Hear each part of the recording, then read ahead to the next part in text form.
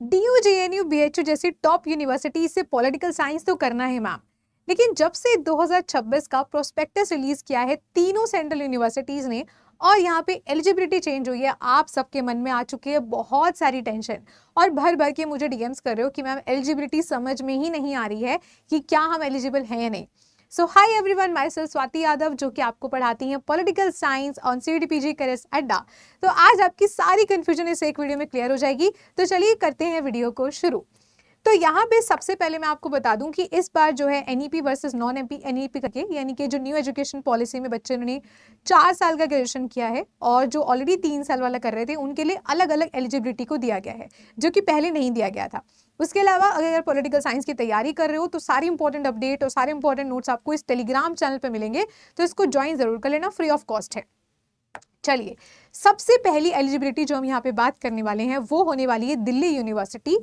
सो Delhi university की eligibility है ये ऑफिशियल प्रोस्पेक्टस से मैंने यहाँ पे स्क्रीनशॉट लिया है और मैंने थोड़े समय पहले दिल्ली यूनिवर्सिटी पर एक लाइव भी लिया था जहाँ पे हमने 1 ईयर के पोस्ट ग्रेजुएशन के बारे में डिस्कस किया था।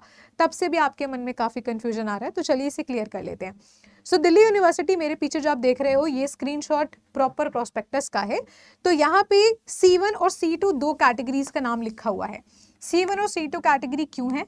बिकॉज C1 कैटेगरी उनके लिए है जिन्होंने 3 या फिर 4 ईयर का ग्रेजुएशन कर रखा है किसी भी रिकॉग्नाइज्ड यूनिवर्सिटी से, यानी कि इस वाली कैटेगरी में कंपलसरी नहीं है कि आपको सिर्फ और सिर्फ ग्रेजुएशन दिल्ली यूनिवर्सिटी का होना चाहिए, क्योंकि DU में कट ऑफ 2 तरीके की आती है।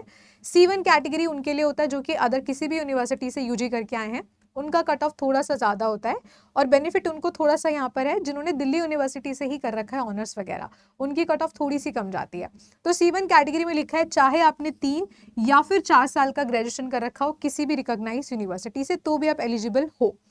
दूसरा यहाँ पे जो C2 कैटेगरी लिखा हुआ है, यहाँ पे लिखा हुआ है 3 या फिर 4 ईयर का bachelor degree in political science from university of Delhi, यानी कि जिन्होंने दिल्ली यूनिवर्सिटी से ऑनर्स कर रखा है पॉलिटिकल साइंस का वो, या फिर बैचलर डिग्री कर रखा है 4 ईयर का विद मेजर या फिर minor subject political science from university of Delhi, यानी कि जैसे बहुत सारे बच्चे BA वगैरह करते हैं तो उसमें मल्टीपल सब्जेक्ट होते हैं, तो यहाँ पे आपने पॉलिटिकल साइंस को पढ़ रखा हो एटलीस्ट एज योर मेजर या फिर योर माइनर सब्जेक्ट। ठीक है, तो ये एक बेसिक एलिजिबिलिटी मैंने आपको बता दी है पॉलिटिकल साइंस के लिए दिल्ली यूनिवर्सिटी के लिए, जो कि उनकी ऑफिशियल प्रोस्पेक्टस में लिखी हुई है। मैंने कुछ भी इसमें अपनी तरफ से ऐड ऑन नहीं किया है। और दोनों ही तरीके के किसी भी एलिजिबिलिटी के लिए आपको एग्जाम देना होगा same paper code which is HUQP 18। यहाँ लिखा है कि हमें political science the candidates must fulfil the programme specific eligibility. हर एक प्रोग्राम की अलग अलग होती है, इसलिए पॉलिटिकल साइंस वालों के लिए मैं अलग से वीडियो यहाँ पर लेकर के आई हूँ। आगे बात कर लेते हैं। अब यहाँ पे सबसे बड़ा कंफ्यूजन था आपको 1 ईयर की पोस्ट ग्रेजुएशन को लेकर, क्योंकि दिल्ली यूनिवर्सिटी के प्रोस्पेक्टस में इसका जिक्र किया हुआ है। तो यहाँ लिखा है कि 1 ईयर का जो प्रोग्राम है that will be offered to the student जिन्होंने 4 ईयर का ग्रेजुएशन अपना कंप्लीट किया है from the University of Delhi, यानी कि यहाँ पे साफ तौर पे लिखा हुआ है कि 1 ईयर का उनके लिए यहाँ पर ये लोग लेकर आएंगे जिन्होंने DU से ही अपना 4 साल का graduation under new NEP new education policy में कर रखा है। लेकिन उस चीज़ का क्या प्रोसेस रहने वाला है और कैसे एडमिशन में सेमेस्टर्स वगैरह आपके रहेंगे उसका कोई इन्फॉर्मेशन नहीं है, तो उन्होंने बोला है आगे उसको अपडेट कर दिया जाएगा, इन्फॉर्मेशन को समय समय पर आती रहेगी इस पर्टिकुलर वेबसाइट पर जो ऑलरेडी जहां से मैंने आपको प्रोस्पेक्टस डाउनलोड किया है। फिलहाल बस 1 ईयर को लेकर इतना ही लिखा हुआ है। अब बात आती है कि 2 ईयर का ग्रेजुएशन किन किन के लिए है, तो 2 ईयर का ऑलमोस्ट अभी सभी के लिए है। यहाँ पे लिखा भी हुआ है for admission to 2 year post graduate courses at the University of Delhi, including those applying under supernumerary quota, must appear for the CUET-PG 2026। उसी के साथ यहाँ पे लिखा है seat allocation admission University of Delhi candidate must apply to the common seat allocation system, जो CSAS portal होता है। तो फिलहाल यहाँ पे 1 ईयर को लेकर सिर्फ और सिर्फ इतना ही इंफॉर्मेशन था आपके ऑफिशियल प्रोस्पेक्टस में, और बाकी 2 साल के लोग के यहाँ पे लिखा हुआ है। और यहाँ पे लिखा भी हुआ है कि सीट एलोकेशन जो है वो 2 साल का एक्सेप्ट सोल एंड जो आपका अदर क्राइटेरिया है, मैं भी आपको बताऊंगी भी कि सोल का कैसे होता है। तो मतलब कुल मिला के आप ये मान लो कि दिल्ली यूनिवर्सिटी ने अभी जो अपना क्राइटेरिया दिया है वो उसमें 4 साल वाले और 3 साल वाले जो बच्चे हैं दोनों ही अप्लाई कर सकते हैं। और लिखा हुआ है कि 4 साल वालों के लिए 1 ईयर का यहाँ पे प्रोग्राम हो सकता है, लेकिन और फर्दर इन्फॉर्मेशन यहाँ पे नहीं है। तो जब तक ऑफिशियल फर्दर इन्फॉर्मेशन नहीं आएगा तब तक मैं आपको नहीं बता सकती। ठीक है, तो उम्मीद कर रहे हैं कि बहुत जल्दी से आगे भी इसके रिगार्डिंग इन्फॉर्मेशन हमें देखने को मिले। बात करें अगर SOL की, तो SOL के लिए आपको जो SOL की अपनी खुद की वेबसाइट है वहां पर रजिस्टर करना होगा। और अगर हम बात करें NC वेब की, जहाँ पे दिल्ली NCR की विमेन जो है एडमिशन ले सकती हैं, तो वो लिखा हुआ है कि अगर आप PG प्रोग्राम NC वेब से करना चाह रहे हो तो उसके लिए भी आपको CUET PG में ही अपीयर करना होगा। तो ये भी आपका कंफ्यूजन दूर हो गया। NC वेब की क्लास सैटरडे संडे होती है, उसके लिए भी आपको CUET PG एग्जाम ही देना होगा। ठीक है जी, चलिए अब बात करते हैं अपनी next and the most wanted university, that is JNU, Jawaharlal Nehru university. तो यहाँ पे जो एलिजिबिलिटी है उसको लेकर आप लोग बहुत ज्यादा कंफ्यूज होते हो। एक सबसे बढ़िया बात JNU की यह है कि यहाँ पे आपको एक पेपर कोर्स से 4 अलग अलग पेपर कोर्स में या कोर्सेज में एडमिशन लेने का मौका मिलता है। तो यहाँ पे आप जो है एडमिशन ले सकते हो PISM में, IRAM में, IRWM में जो कि पिछले साल ही इंट्रोड्यूस हुआ है, और POLM में। तो जो ऊपर के 3 हैं ये आपके आते हैं स्कूल ऑफ इंटरनेशनल स्टडीज के अंदर, और ये आपका प्योर थ्योरेटिकल पॉलिटिकल साइंस है जो आपका आता है सेंटर फॉर पॉलिटिकल स्टडीज में, जैसे CPS के नाम से जाना जाता है। सबसे पहले बात कर लेते हैं IR से रिलेटेड कोर्सेज की, क्योंकि यही मोस्ट वांटेड हैं JNU के। तो यहाँ पे आपको बैचलर डिग्री चाहिए किसी भी डिसिप्लिन में अंदर 10+2+3 कैटेगरी में। तो यहाँ पे इन्होंने NEP वर्सेस नॉन NEP करके कोई भी अलग से जो है अपना एलिजिबिलिटी नहीं दिया है, कॉमन दिया है। सेम होने वाला है IRAM के लिए भी और सेम होने वाला है IRWM के लिए भी। उसके बाद अगर हम बात करें POLM की, तो POLM में भी सेम ही है 10+2+3 pattern of education with at least 50% marks in social sciences and humanities and 55% marks in science and technology discipline. यानी कि ऐसे बच्चे जो सोच रहे हैं कि मैम हमारा साइंस बैकग्राउंड है लेकिन हम अपनी UPSC वगैरह की तैयारी के लिए JNU टारगेट कर रहे हैं, तो क्या हम एलिजिबल हैं या नहीं? तो हाँ, आप एलिजिबल हो। यहाँ पे लिखा हुआ है अगर आप साइंस टेक्निकल बैकग्राउंड से आ रहे हो तो मिनिमम आपका जो UG में परसेंटेज होना चाहिए वो 55% होना चाहिए।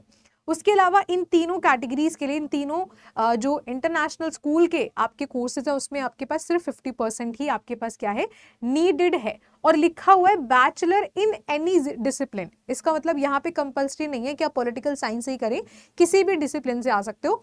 यहाँ पे सिर्फ जिन्होंने ह्यूमैनिटीज सीखा है उनके लिए 50 है और जो टेक्निकल बैकग्राउंड से आ रहे हैं उनके लिए 55% है। ठीक है, बाकी सबके लिए आपको एक ही पेपर देना है, विच इज HUQP 18। चलिए अब आगे बात कर लेते हैं BHU की, जिसको लेकर सबसे ज्यादा कंफ्यूजन हो रहा है, क्योंकि यहाँ पर भी आपकी 2 एलिजिबिलिटी आई है इस बार, NEP वर्सेस नॉन NEP। तो सबसे पहले हम बात कर लेते हैं NEP बेस्ड ग्रेजुएट की। तो यहाँ पे बैचलर ऑफ आर्ट्स ऑनर्स आपका होना चाहिए पॉलिटिकल साइंस में as a major subject with minimum percentage of 50 या total credit earned in political science at the bachelor's program with an aggregate at least 50% marks or equivalent CGPA। यानी कि पहली eligibility कह रही है कि जो लोग NEP बेस्ड हैं तो उनके पास यहाँ पे पॉलिटिकल साइंस में ऑनर्स होना चाहिए, पॉलिटिकल साइंस आपका एक मेजर सब्जेक्ट होना चाहिए, या फिर जो सब्जेक्ट के क्रेडिट मिलते हैं उसमें 50% से ज्यादा क्रेडिट आपके पॉलिटिकल साइंस एग्जाम से आने चाहिए, सब्जेक्ट से आने चाहिए। अगला आता है नॉन NEP वाले बच्चों के लिए। तो नॉन NEP वाले बच्चों के लिए है कि बैचलर ऑफ आर्ट्स यानी कि ऑनर्स इन पॉलिटिकल साइंस, या फिर आपने पॉलिटिकल साइंस को अपने सारे सेमेस्टर्स में पढ़ रखा हो, या फिर अपने पहले साल, दूसरे साल, तीसरे साल में पढ़ रखा हो, of arts degree with a minimum aggregate of 50% marks और एन इक्विवेलेंट CGPA। यानी कि यहाँ पे आपका एक मेजर सब्जेक्ट होना जरूरी है पॉलिटिकल साइंस ऑनर्स में, और यहाँ पे आपका एटलीस्ट आपने ऑलमोस्ट सभी सेमेस्टर्स में या फिर ईयर्स में अपने पॉलिटिकल साइंस को एज अ सब्जेक्ट पढ़ रखा हो विद 50% आपका टोटल CGPA यहाँ पे होना ही चाहिए। तो यहाँ पे 1 ईयर का पोस्ट ग्रेजुएशन नहीं लिखा हुआ है, यहाँ पे एलिजिबिलिटी तो लिखी हुई है दोनों के लिए, लेकिन लिखा हुआ है कि ड्यूरेशन यहाँ पे 2 साल ही रहने वाला है। जो सबसे बड़ा सवाल था कि अगर हम 4 साल वाली BA से आ रहे हैं तो हमारे लिए ड्यूरेशन कितना होगा। दिल्ली यूनिवर्सिटी ने कह दिया है कि 1 साल का होगा, लेकिन फर्दर इंफॉर्मेशन नहीं दिया। लेकिन BHU ने कहा है कि 2 साल का आपका जो है ग्रेजुएशन यहाँ पे रहेगा, चाहे NEP से आ रहे हो या नॉन NEP से आ रहे हो। हम बाकी एक्सपेक्ट करते हैं अगर आगे कुछ क्लैरिटी BHU इसके रिगार्डिंग देता है, ठीक है। और पेपर कोड वही आपका सेम रहने वाला है, विच इज HUQP 18। तो आई होप कि एटलीस्ट पॉलिटिकल साइंस वाले बच्चों का क्लियरेंस यहाँ पे हो गया हो, क्योंकि आप लोग बहुत ज्यादा मुझे DM कर रहे थे अलग अलग यूनिवर्सिटी के एलिजिबिलिटी को लेकर, क्योंकि तीनों आपकी टॉप सेंट्रल यूनिवर्सिटी और तीनों का एलिजिबिलिटी क्राइटेरिया डिफर कर रहा है, ठीक है। इसी के साथ यहाँ पे मैं एक और इम्पोर्टेंट चीज बताना चाहूंगी कि लगभग 40,000 से ज़्यादा बच्चा यहाँ पे बैठता है पॉल साइंस में। इस साल इंक्रीज़ हो जाए तो कुछ कह नहीं सकते हैं। और ये मान लीजिए कि अप्रॉक्सीमेटली 95% से भी ज़्यादा बच्चों का टारगेट सिर्फ और सिर्फ यही 3 यूनिवर्सिटी यहाँ पे होती हैं। तो कंपटीशन बहुत ही टफ है। अगर आपको लगता है कि अभी समय बहुत कम है, पूरा syllabus, mock test, batch test, कहाँ से सब कुछ मिलेगा, तो उसके लिए यू कैन ज्वाइन हमारा लेटेस्ट बैच पार्थ 2.0। तो इससे पहले पार्थ आया था जो कि बहुत ही जल्द 10 दिनों के अंदर ही उसमें सारी सीट्स फिल हो गई थी। तो हम लेकर आए हैं पार्ट 2.0, जहां पे आपको मिलने वाले हैं live and recorded lectures, complete syllabus bilingual भाषा में, मॉक टेस्ट मिलेंगे, टॉपिक वाइज बैच टेस्ट मिलेंगे और यूनिवर्सिटी तक के मेंटोरशिप के लिए व्हाट्सएप ग्रुप मिलेगा। प्लस यहाँ पे extra notes, hand written notes सब कुछ शेयर किया जाता है। सो अभी नहीं तो कभी नहीं, अभी भी अगर सोचते रहोगे तो जो समय अभी तक बचा हुआ है वो भी निकल जाएगा। ठीक है, तो अभी चाहिए, अगर आप वेबसाइट से डायरेक्टली ले रहे हो और इस कोड का यूज करते हो तो मैक्सिमम डिस्काउंट आपको मिलेगा, चाहे आप मॉक ले रहे हो, बुक ले रहे हो, बैच ले रहे हो। लेकिन जब आप खुद से एनरोल करते हो तो आप व्हाट्सएप ग्रुप में ऐड नहीं हो पाओगे, उसका वेबसाइट पर कोई ऑप्शन नहीं है। तो अगर आप महापैक लें, उसमें सारे कोर्सेज का एक्सेस है, बुक भी है प्रिंटेड जो घर पर आएगी, और मॉक टेस्ट भी है और बैच टेस्ट भी है। तो अगर आप महापैक या फिर इसके बारे में और जानना चाहते हैं और व्हाट्सएप ग्रुप तक का एक्सेस पाना चाहते हैं, तो आपको शेयर करना होगा इस ईमेल आईडी पर अपना नेम, अपना व्हाट्सएप कॉन्टैक्ट नंबर एंड अपना batch name on this email ID swati.yadav@ada247.com। और अगर आपको कोई भी अदर क्वेरी है रिलेटेड टू पॉलिटिकल साइंस या फिर CUTPG, तो आप इसी वीडियो के नीचे कमेंट कर सकते हैं। I will definitely try to reply you all and suggest me more videos कि आपको और कौन सी क्वेरीज हैं जिस पे मुझे वीडियोस आनी चाहिए। So till then, tata, good bye and take care, best of luck.